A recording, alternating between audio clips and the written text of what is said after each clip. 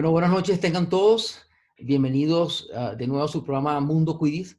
Hoy tenemos otro programa especial donde vamos a tratar un tema sobre la telemedicina. Vamos a hablar sobre los procesos quirúrgicos, las nuevas tecnologías que existen. Vamos a hablar un poco de cómo está la situación hospitalaria aquí en México. Y para ello contamos con un entrevistado realmente experto en el tema, una persona que nos da mucho orgullo que esté con nosotros en este programa, que es el doctor Eduardo Moreno Paquentin. Eduardo es médico cirujano de la Universidad de La Salle, es cirujano general por el Centro Médico Nacional Siglo XXI, con estudio de posgrado en cirugía del colon y el recto en la Clínica Mayo. En su experiencia laboral, que es muy amplia, desde 1997 pertenece al staff de cirugía general y a la Asociación Médica del Centro Médico ABC de la Ciudad de México, ¿no? Ha ocupado diferentes cargos directivos en la Asociación Médica del Centro Médico ABC, en la Asociación Mexicana de Cirugía General y la Asociación Mexicana de Cirugía Endoscópica. Fue presidente de la Asociación Mexicana de Cirugía General y actualmente es el miembro del board de Salles Foundation for Education and Research, miembro del Salles 6, aquí sí no sé pronunciar, Choles, ya me dirás que es. Task Force. Ajá, Task Force, miembro del Salles Global Affairs Committee, así como miembro de diversas asociaciones médicas nacionales e internacionales. Se ha especializado en la laparoscopia, la laparoscopía, se dice aquí. En Venezuela se dice la laparoscopia. Bueno, fonéticamente lo correcto es la laparoscopia, ¿no? Gramaticalmente. Ah, ok. Pero aquí es un modismo que ya se quedó aquí. Se quedó aquí fijo. Bueno, la laparoscopía aquí, especialmente en la mini laparoscopía, siendo líder en la ejecución y la educación en esta novedosa alternativa y desarrolló el programa ILAP de cirugía laparoscópica segura en nuestro país. Bueno, bienvenido, doctor Moreno. Un placer que estés con nosotros. Gracias, Luis Alfonso. Mucho gusto y gracias por la invitación. Sí. Bueno, para empezar, para ubicar un poco a nuestra audiencia en el tema de los adelantos quirúrgicos, ¿nos podrías comentar un poco la historia de las últimas décadas sobre las tecnologías y procesos que se pudieran destacar en las operaciones quirúrgicas, la laparoscopía, la mini laparoscopía, un poco qué es, y para qué área se recomienda? Bueno, pues el cambio radical se dio a fines, ya registrado en el área de cirugía general, porque debo decir que los ginecólogos fueron los que empezaron con la laparoscopia, pero a finales de los 70s e inicios de los 80s, los cirujanos generales empezaron a tener un papel preponderante en lo que es el desarrollo de lo que se llama cirugía de mínima invasión, que para hablar en términos en general, en lugar de tener que hacer una gran incisión para abordar la cavidad abdominal de un paciente, esto se hace a través de pequeños orificios de 1 centímetro, a través de los cuales se pone una cámara que proyecta en un monitor o 2 monitores, y así podemos ver los órganos intraabdominales, y a través de otros orificios más pequeños se ponen instrumentos para poder llevar a cabo diferentes procedimientos quirúrgicos, para que así, a fin de cuentas, dentro del abdomen la cirugía es igual que la cirugía abierta, lo que cambia es la incisión. Y lo que hace el cambio dramático en la recuperación de los pacientes es el trauma quirúrgico sobre la pared abdominal. Eso está bien estudiado, estudios que ha hecho un doctor que se llama Thane Blindman, se demuestra matemáticamente cómo mientras más larga sea una incisión, hay mayor tensión superficial sobre la misma, y esto se traduce en un aumento en la respuesta inflamatoria, inmunológica y metabólica, lo cual tiene una repercusión sobre la recuperación de un paciente. Y un paciente que operábamos antes de vesícula biliar, que duraba 3 o 4 días en el hospital y se tarda 3 o 4 semanas en volver a trabajar, al utilizar cirugía laparoscópica de mínima invasión, el paciente se va en 1 día a su casa y en 7 días, si su trabajo no es físicamente extenuante, ya puede estar trabajando otra vez. Ese es el cambio grande. A partir de que empezó la laparoscopía, se han empezado a desarrollar muchas variantes de la mismo, que se engloban en una corriente que se llama cirugía de puertos reducidos. Y el fin de estas técnicas es poder utilizar los instrumentos de diámetro más pequeño o menor número de instrumentos, de puertos de trabajo o incisiones ocultas, o incluso hay técnicas que ni siquiera utilizan incisiones, que se hacen a través de orificios naturales utilizando técnicas endoscópicas. Todo esto se llama cirugía de puertos reducidos, y una de las técnicas de cirugía de puertos reducidos, que es la que yo prefiero por todas las cualidades que tiene, que no sé si nos va a dar tiempo de hablar de todo eso, es la mini laparoscopía. La mini laparoscopía lo que quiere decir o lo que describe es cirugía laparoscópica hecha con instrumental de 3 milímetros o menos, con Ok. lo cual la agresión o el trauma a la pared abdominal de los pacientes es mínima, entonces tienen una recuperación rápida, tienen poco dolor y tienen un resultado cosmético impresionante. Doctor, Sí, y una pregunta, disculpe, y el tema del uso de la laparoscopía contra las aperturas originales quirúrgicas, ¿tiene también alguna relación con la posibilidad de infecciones en el organismo de la persona que se opera? por supuesto, porque una de las diferencias más grandes es al no, una incisión grande en el organismo tiene una mayor posibilidad de infección de lo que se llama el sitio quirúrgico, y la infección del sitio quirúrgico debilita la pared abdominal, y esta pared abdominal puede tener mayor probabilidad de hacer hernias posteriormente por el debilitamiento. En cirugía laparoscópica, si la herida se llegara a infectar, la herida más grande mide 1 centímetro. Entonces el tratamiento es muy sencillo y las repercusiones son muy sencillas. Esto hablando de infecciones a nivel de la pared abdominal, o lo que nosotros le llamamos el sitio quirúrgico superficial. Esto no está tocando el tema de infección del sitio quirúrgico profundo, que sería lo que sucede dentro de la cavidad abdominal, y que también se puede tratar, también tiene que ver en el campo de la cirugía laparoscópica, pero siempre la laparoscopía en todos estos campos muestra ventajas sobre el procedimiento tradicional, de tal manera que hoy por hoy la minoría de los procedimientos abdominales debería ser llevada a cabo por técnica abierta. Si hoy por hoy en México sigue sucediendo que la mayor parte de las cirugías son hechas con técnica abierta, es porque no hay más educación en estas técnicas sofisticadas para mayor número de cirujanos, y porque en los hospitales públicos pues no existen los recursos para tener este tipo de infraestructura y llevar a cabo la mayor parte de las cirugías por vía laparoscópica. O sea que podemos decir que en estos momentos todavía en México le falta andar un camino en este tema para que sea usado de forma masiva. O sea que Si le si falta hablamos de porcentaje, más o menos, ¿qué porcentaje de cirugías se hacen por laparoscopía con respecto al Es muy resto? difícil calcularlo, porque dependiendo del medio del que estemos hablando, los porcentajes cambian muchísimo. En el hospital que yo estoy, prácticamente todas las cirugías se hacen laparoscópicas, pero si hacemos un balance global de todo el país, incluyendo áreas más remotas y hospitales públicos, si bien no existen números fidedignos, que ese es uno de nuestros eh, siempre problemas en el país, pero calculamos que un 25 o 30% de procedimientos abdominales se llevan a cabo por cirugía de mínima invasión, lo cual es muy poco. Sí, es muy poco comparado a otros países, ¿no? Me imagino de la región. Así es. Ok. Mire, doctor, y hablando un poco del tema de, ¿sabe que todos estos adelantos tecnológicos se habla mucho de telemedicina, cómo se ha venido desarrollando en distintas áreas? Quisiera que nos conversara un poquito sobre el tema de cómo está la telemedicina desde el punto de vista quirúrgico. Hemos visto, yo particularmente presencié en un evento en Nueva York una operación a corazón abierto a un paciente que se le hicieron 5 médicos que estaban en 5 continentes distintos y lo operaron por robótica y realmente fue bien impresionante, ¿no? Pero no sabemos hasta dónde puede llegar eso. ¿Cómo ves este tema de la telemedicina y desde el punto de vista quirúrgico? Bueno, la telemedicina es una realidad, no es nueva, ya lleva tiempo, y obviamente la pandemia nos demostró que es un recurso que tenemos que explotar más.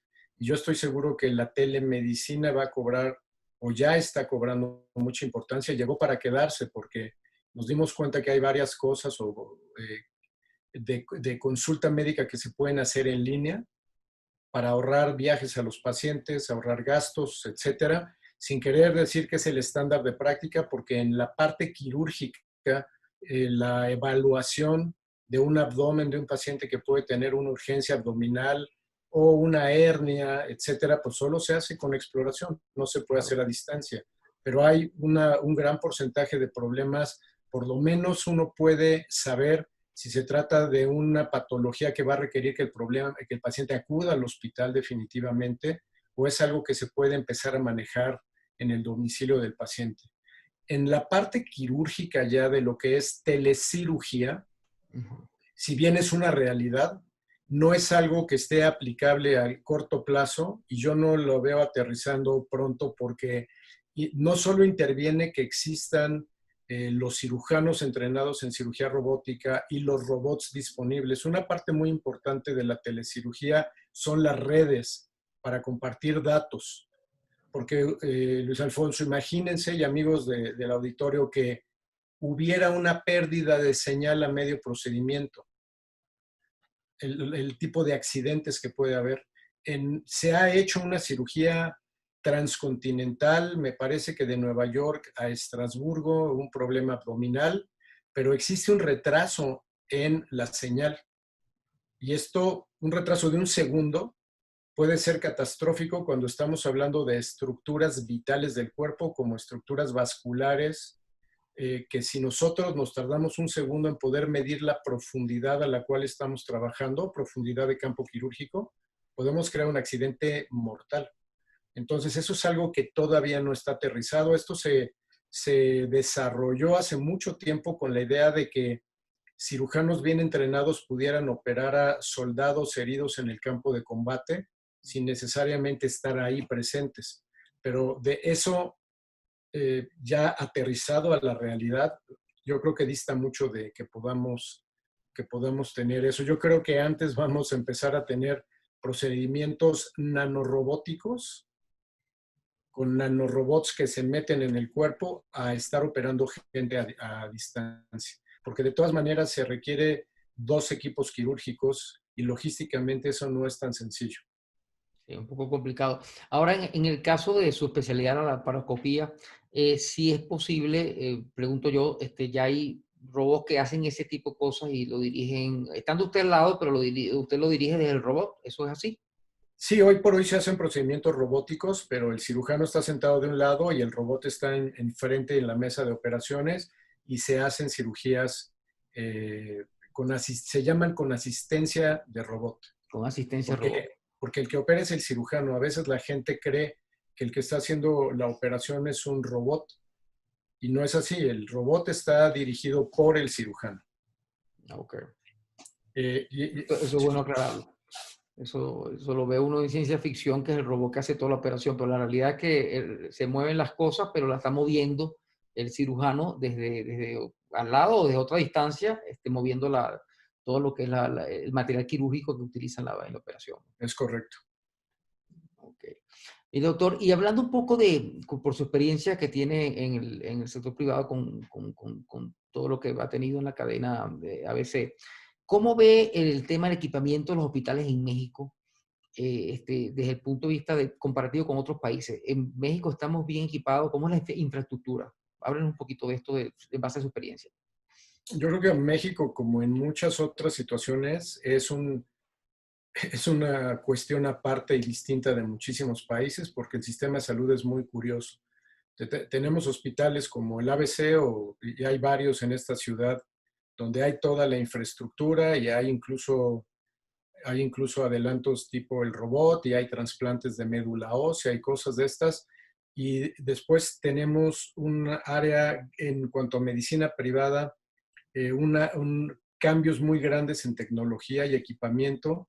Y comparados con el sector público, pues el sector público está muy rezagado y el sector público es el que atiende a la mayor parte de la población. En ciudades importantes como Monterrey o Guadalajara hay hospitales de primera con equipamiento e infraestructura altísimo, con cirugía robótica, pero yo creo que esa es la menor parte de la población mexicana.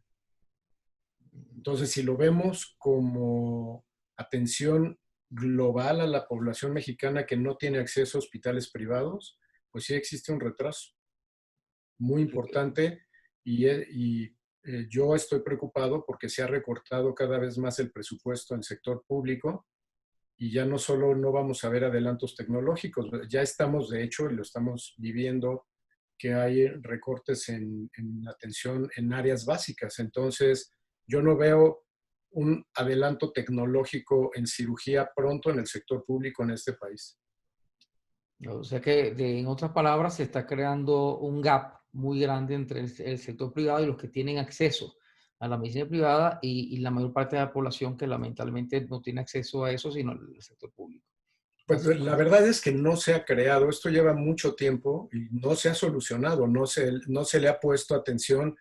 Este programa iLab que yo desarrollé, Ujú. eh, cuando uno trata de introducir tecnologías sofisticadas como la cirugía laparoscópica, aunque hoy por hoy parezca totalmente convencional, pero a fin de cuentas es una técnica compleja que requiere un conocimiento profundo y un aprendizaje de las destrezas para llevarla a cabo en forma segura, que esa es una premisa que ahorita podemos tocar, que es algo que llevo haciendo los últimos 4 años. La cirugía tiene que hacerse en forma segura.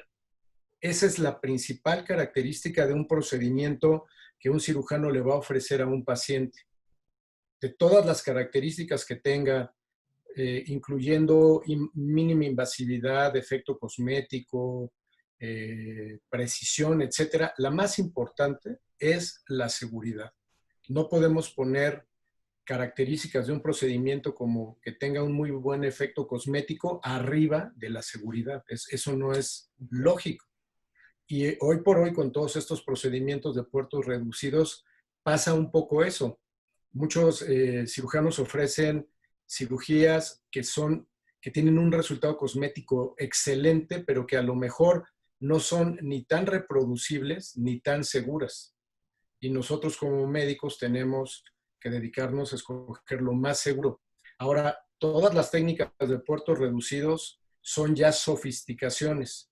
Si estamos hablando que en nuestro país todavía solo 30% de la cirugía se hace por laparoscopía convencional, lo que nos debería preocupar nosotros desde el lado académico y educativo, de poder educar a más cirujanos en cirugía laparoscópica y a las instituciones en tener los equipos para que la mayor parte de los mexicanos fueran operados con las técnicas de mínima invasión que van a permitir que se recuperen rápido, pero de forma segura. El tratar de implementar estas técnicas complejas sin un know-how de cómo hacerlo en forma secuencial y segura, lo que provoca son muchos accidentes quirúrgicos. Y eso lo vivimos en las últimas épocas. Por eso creamos el proyecto iLab, que el objetivo es llevar a muchos más cirujanos de este país que no han tenido la oportunidad de entrenarse en cirugía laparoscópica segura, la oportunidad de tener el conocimiento y la exposición a las destrezas adecuadas. Doctor, y eso me lleva a una pregunta, ¿y cómo están las universidades en ese respecto? O sea, ¿las universidades dan en forma normal la materia, las preparaciones, la paroscopía, o es algo, sigue siendo algo externo, que hacen Bueno, médicos después que se gradúan? los programas de cirugía en México están regulados por la Universidad Autónoma de México, que es la que da la certificación. Y el programa ahí está y se supone que durante la residencia los cirujanos los residentes de cirugía están expuestos a cirugía laparoscópica. La realidad es otra. Si a mí me toca rotar en un hospital regional de un estado que no tiene mucho presupuesto y está en una cabecera municipal donde no hay recursos porque los recursos son para cosas más elementales, pues yo voy a ir a ese hospital a hacer mi residencia quirúrgica y no voy a rotar en la laparoscopía. Mm, es una realidad. O sea, no Y todos eso tienen le la ha pasado a oportunidad de muchos, prepararse, claro. sí, les ha pasado a muchos cirujanos de este país o gente que se entrenó en laparoscopía pero trabaja en un hospital donde no hay laparoscopía. o trabaja en un hospital donde la laparoscopía solo hay en la mañana y en los turnos de la tarde y la noche no hay laparoscopía. Entonces, los cirujanos de la tarde y de la noche no pueden operar a los pacientes por laparoscopía. Y los pacientes que llegan a urgencias en esos horarios, pues van a recibir cirugía abierta. Entonces, debería haber un esfuerzo enorme por darle la vuelta a ese problema, porque uno de los temas es que, además de que los pacientes que son operados por cirugía abierta se tardan más en recuperar, hay que pagarles más incapacidad y eso le cuesta al Estado. Algún gasto mayor, claro. Y tienen más complicaciones. Entonces esos pacientes van a volver con hernias que va a haber que operar y se van a volver a incapacitar y le sigue costando al Estado. ¿Por qué no tomar el presupuesto y decir, bueno, esto lo invierto ahora para prevenir complicaciones a futuro y gastos al Estado? Y es muy costoso un equipo de laparoscopia para una cirugía. ¿Son equipos muy costosos todavía o ya esos precios han disminuido? Los precios obviamente conforme ha aumentado la oferta van bajando, pero creo que el problema no está ahí, sino que es tan grande la diferencia en la evolución de los pacientes que tendría que ser un punto central que tanto los organismos, las instituciones públicas de salud y las asociaciones quirúrgicas tendremos que hacer un esfuerzo porque este problema se solucione, porque lo único que va pasando es que vamos creando más problemas, más complicaciones. Pacientes que se operan abierto van a tener complicaciones más frecuentemente. Pacientes que se operan laparoscópico por médicos que no están bien entrenados van a causar tragedias. Y todo eso impacta a la larga en más gasto en salud. No, todo el sistema. Todo el sistema. Todo el sistema. No, está muy interesante, es bueno conocer esa problemática. Mira, y hablando de otro tema en el cual veo que también tiene bastante experiencia, que vamos a hablar un poco de lo que es el área gastrointestinal aquí en México y cuáles son los tipos de padecimientos más comunes que conoce y si esto de alguna manera se ha exacerbado o no en esta época de pandemia, en esta época de crisis. Pues digo, de los padecimientos que nosotros atendemos, todo lo que son enfermedad acidopéptica, que comprende gastritis y duodenitis, lo que es reflujo y lo que son las gastroenteritis, tanto inflamatorias como infecciosas, pues sí, esas, que es lo que vemos normalmente y sí se exacerba por todo lo que estamos ahora viviendo entre los cambios de dieta, comprar mucho, la gente compra mucho en la calle o pide de comer a la casa. Y eso viene a romper lo que es la dieta habitual, que es la más sana. Y esos pacientes los vemos nosotros aquí en consulta, sobre todo con gastroenteritis infecciosa. Pero es algo muy de nuestro día a día. Son padecimientos comunes a nuestra cultura. Por cómo preparamos los alimentos, por cómo se preservan, por cómo se distribuyen, etcétera. Sí, yo creo que nosotros vimos un estudio no hace mucho que hablaba un poco de altos índices inclusive de cáncer de colon derivado de este tipo de infecciones gastrointestinales, del tipo de la alimentación. O sea, básicamente el problema fundamental es un tema cultural que creo que está muy identificado de la alimentación que tiene en México en general la población, ¿no? Que afortunadamente no somos de los países con índices más altos de cáncer colorectal. Pero No somos. no, los más altos son Inglaterra, Estados Unidos, donde se consume mucha carne. De lo que se ha visto que está más relacionado son las grasas animales. Y si bien nosotros acá comemos muy grasoso, etcétera, pero no somos primordialmente consumidores de carne de res, si lo vemos en términos de toda la población, como en otros países que comen muchísima carne. Sí, aquí, bueno, el tema que sí creo que estamos en los primeros lugares es con diabetes y problemas con el azúcar. Creo que eso sí se mantiene. Diabetes, segundo lugar a nivel mundial. Diabetes infantil, primer lugar a nivel mundial. Y obesidad, segundo lugar a nivel mundial. Y eso arrastra todas las consecuencias que pudieran existir de enfermedades que se generan a raíz de ese tipo de condiciones. Sí, mucho de eso es cultural. Es increíble que de una civilización que nació de comer maíz, Ahora, por la dieta que tenemos ahora llena de carbohidratos y de grasas poliinsaturadas y todo este tipo de alimentos que se volvieron de consumo diario, porque la gente y también es la problemática de papás que trabajan, es más fácil darles unas papas y un refresco que hacerles una ensalada de frutas pero es educación, es de las cosas que venimos arrastrando en términos de educación de muchos años, que es gravísimo. Sí, sí, sí. Es Y un tema. ahora, y ahora se está tratando de romper poniendo impuestos a los alimentos, etcétera, pero todo esto es educación. Sí, y es un proceso que lamentablemente no es corto, es un proceso largo para poder cambiar ciertas costumbres en una sociedad. Mire, doctor, y hablando un poco de uno de los aspectos que más se ha resaltado últimamente de la telemedicina, que son las teleconsultas y todo lo que tiene que ver con esto, ¿cuál es su opinión sobre las teleconsultas y qué consideraría usted que habría que mejorar aquí en México para hacerlas mucho más eficientes? No sé, quería conversar un poco, que nos hablara de su experiencia en esta área. Bueno, la primera cosa que uno como médico tiene que cuidar es tener muy bien entendido cómo va a ofertarle a los pacientes este servicio. No es una videoconsulta. Ujú.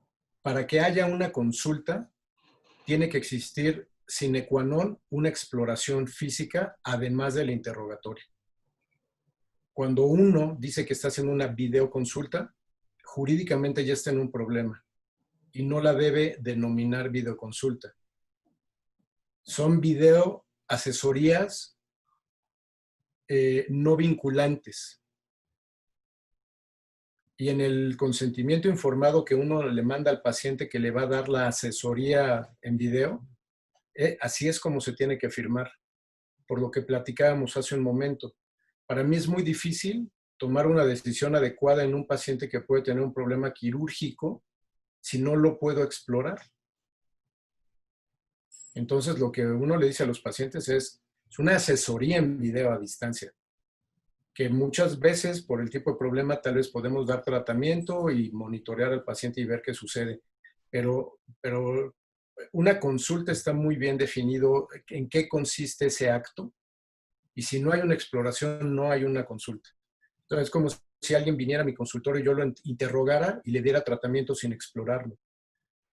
Eso es una mala práctica médica y eso no se debe hacer. Entonces, primer punto, hay que establecer muy bien con nuestros pacientes lo que es la asesoría a distancia. ¿Qué alcances tiene? ¿Qué limitaciones tiene? Y hasta dónde nos puede ayudar. La segunda es, bueno, es una buena herramienta. Y si la gente se siente, y en muchos otros países, no aquí en México, que donde hay grandes extensiones de terreno o no hay tantos centros hospitalarios, ya se usa desde hace tiempo, porque eso ahorra costos de traslados de los pacientes, ahorra largas esperas y los pacientes están en tratamientos médicos que los debilitan y van a tener que trasladarse un par de horas y estar esperando a una consulta. Este tipo de problemas se pueden solventar o mejorar dando asesorías a distancia. Eh, yo creo que es una buena herramienta. Ahora con la pandemia, pues es obvio que ni los pacientes quieren salir a contagiarse, ni los doctores queremos estar más expuestos a que venga gente que no conocemos su estatus de inmunidad o si tienen esta enfermedad COVID-19 y que nos pueden incluso contagiar. Claro, Pero el tampoco tema. veo como que se vaya a dejar de hacer consulta presencial. No, por supuesto. Hay un tema, bueno, también depende de la especialidad, ¿no? Porque cuando uno habla en términos Exacto. generales, ahí Sí, entran psicólogos, entran otras áreas que pueden perfectamente atender por teleconsulta. Inclusive sí, estuvimos viendo la teledermatología, donde hay unos sí, dermatólogos que hasta le dicen al paciente a qué altura debe tomar la foto de lo que sea que tenga en la piel, y ellos agrandan eso y ven inclusive hasta mejor que cuando lo ven personalmente. O sea, sí, y se puede hacer seguimiento. sí. Sí, estoy totalmente de acuerdo. Hay especialidades donde se facilita muchísimo y es una gran herramienta. A lo mejor me centré mucho en mi especialidad y en cirugía, en muchos de los casos vamos a acabar revisando un paciente, por ejemplo, pacientes con sospechas de hernias. No podemos hacer nada a distancia, no podemos pedirle al familiar que pon tu mano aquí, presiona acá y siente, dime, pues Sí. eso no se puede hacer, tenemos que ver a los pacientes. Hasta que salga un dispositivo que lo haga, ¿no? Allá hay, bueno, se habla del tema que cuando hay sitios donde les llega a los pacientes dispositivos para hacer esa parte clínica, ¿no? Donde se toman la tensión, se toman el pulso, entonces eso le da información al médico para hacer, Por quizás, entre supuesto. comillas, una asesoría mucho mejor que ya pueda llegar a cierto grado de consulta, ¿no? Sí, Y con base en también, eso podemos decidir si efectivamente le pedimos al paciente que venga a vernos exactamente, o si podemos tomar medidas en su domicilio y esperamos, vemos el resultado y con base a eso decidimos. sí, sí, sí. Nosotros estamos viendo incluso el tema de teleodontología, que también a mí en lo que me lo nombraron la primera vez me pareció bastante, primero me lo nombraron de odontología a domicilio y yo no la veía muy clara, porque yo me imaginaba el odontólogo llevándose todo el equipo para casa de alguien. Y después empezaron con la teleodontología y hay muchas empresas que se ofrecen en internet en varias partes del mundo, la primera consulta. Uno no se puede imaginar que te digan, agárrate una muela con un alicate y jálatela tú, porque eso no tiene sentido alguno, ¿no? Entonces hay un tema primero, la seguridad, que es algo muy importante que destacó, que en todo tipo de tratamiento y consulta se debe velar por la seguridad, ¿no? Mire, hablando de el escenario que estamos viendo del COVID, con sus consecuencias para todas las actividades sociales y laborales, ¿qué le recomendaría a sus colegas médicos y demás profesionales de la salud para mantener e incluso aumentar su relación con sus pacientes en forma segura y eficiente? Tenemos entendido, y creo que es algo que paralelamente ocurrió en muchos países, sobre todo los primeros meses de esta crisis, prácticamente, tanto como dice, el médico no quería atender pacientes, como muchos pacientes dejaron de asistir a la consulta y empezaron las operaciones se pospusieron y todo el mundo hablaba del COVID y cosas que son enfermedades naturales, normales que ocurren, los pacientes estaban posponiéndolas por temas de seguridad.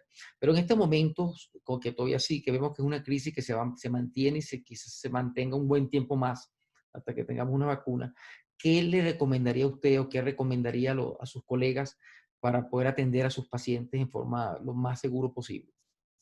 Pues lo primero, y lo acabas de mencionar, que tenemos que aceptar es que esto va a durar mucho y no sabemos realmente cuándo va a terminar, si es que va a terminar. Eso no se ve pronto. Entonces, tenemos que asumir que así tenemos que vivir y tampoco nos podemos quedar por el resto del tiempo en nuestras casas. Nos tenemos que adaptar. Para adaptarnos, tenemos que tomar todas las medidas de precaución y yo lo primero que les recomendaría es que lean las medidas de precaución que nos exige COFEPRIS, Ujú. porque si nuestros consultorios no están adaptados o nuestras clínicas con todas las medidas, podemos tener problemas de multas.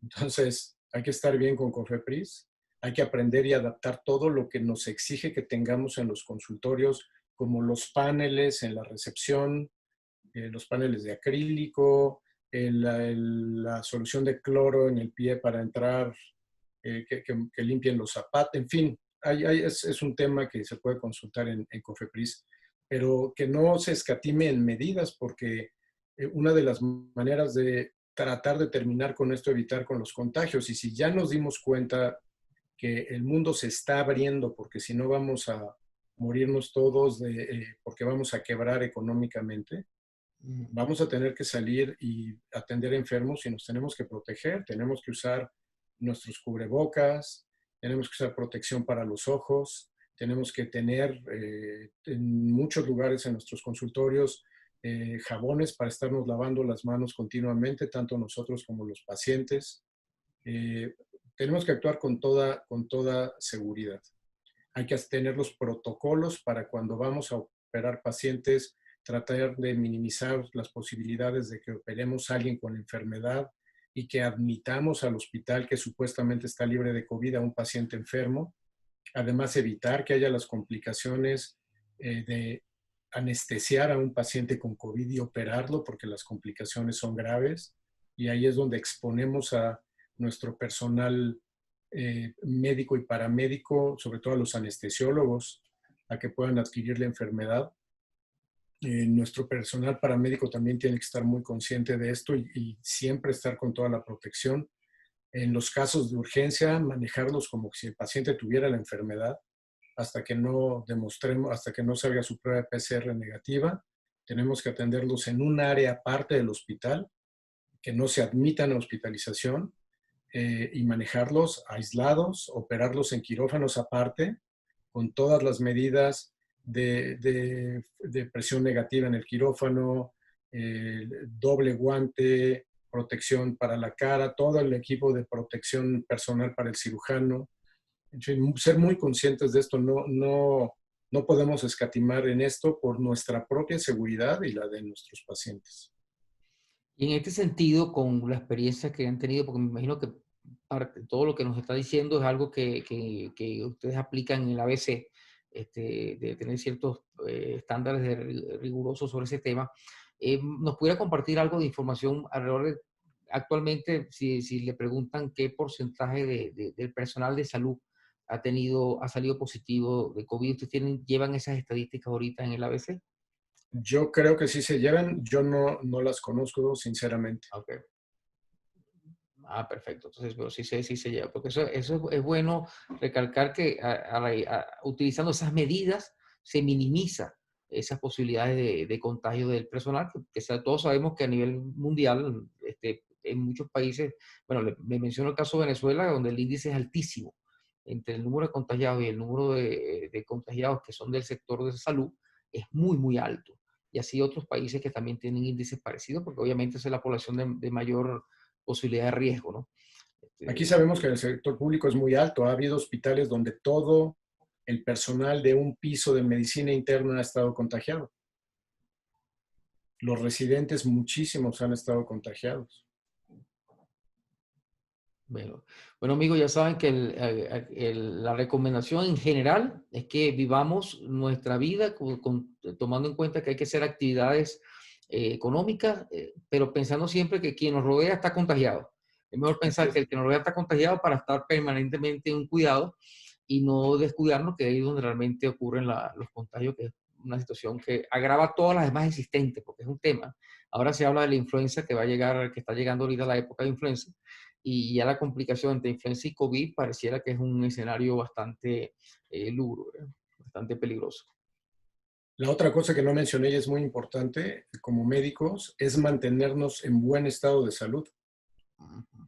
Comer bien, dormir bien, no fumar, hacer ejercicio, porque dependiendo de la salud que tengamos es el nivel de enfermedad que podemos llegar a desarrollar si salimos contagiados.